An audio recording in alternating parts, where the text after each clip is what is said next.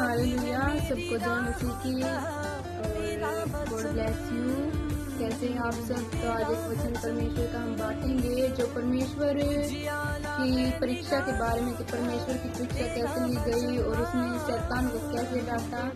और परमेश्वर के विरुद्ध जब शैतान खड़ा हुआ परमेश्वर के सामने, तो शैतान ने परमेश्वर को कहा, अगर तू परमेश्वर का पुत्र है तो इस पत्थर को कहे कि रोटी बन जाए। लेकिन परमेश्वर ने कहा कि लिखा है कि मनुष्य केवल रोटी से नहीं परंतु परमेश्वर के हर एक जीवित वचन से वो जीवित रहेगा। तो कि शैतान इस बात से चिढ़ता है कि वचन बोलता है कि लिखा है। जब हम घोषणा करते हैं वचन के द्वारा शैतान के विरुद्ध में कि लिखा है, तो परमेश्वर इसी बात से जीता और इसी विश्वास से आगे बढ़ा। जब उसने परमेश्वर को ऊंचाई पे खड़ा कर कहा, एक ऊंचे स्थान पर ले जाकर कहा कि तू यहाँ से गिर जा, परमेश्वर के दूत तुझे आकर यहाँ से अपने हाथों में उठा लेंगे।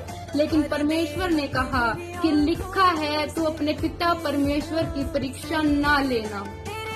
दूसरी परीक्षा ये थी। और तीसरी परीक्षा ये थी कि जब शैतान ने परमेश्वर के सामने बहुत से राज्य और पूरे संसार की धन और दौलत उसको दिखाई और कहा, तू मुझे दंडवत कर और मैं ये सारी चीजें तुझे दूंगा। लेकिन परमेश्वर ने कहा,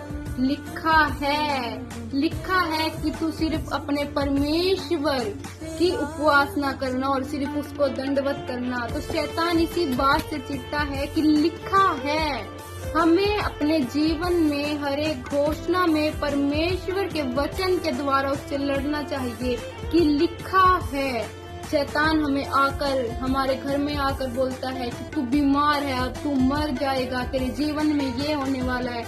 लेकिन हमें वचन के द्वारा उसे घोषणा में डांटना चाहिए कि लिखा है, मेरे परमेश्वर जो अनंत काल से है उसने हमें तृप्त किया और दीर्घायु से तृप्त किया है। वो परमेश्वर हमारे साथ है। अपने परमेश्वर की परीक्षा ना लो, लेकिन परमेश्वर के वचन के द्वारा घोषणा कीजिए अपने जीवन में और आप अपनी ब्लेसिंग को देखने पाएंगे। सबको जय मसीह की। God bless you all.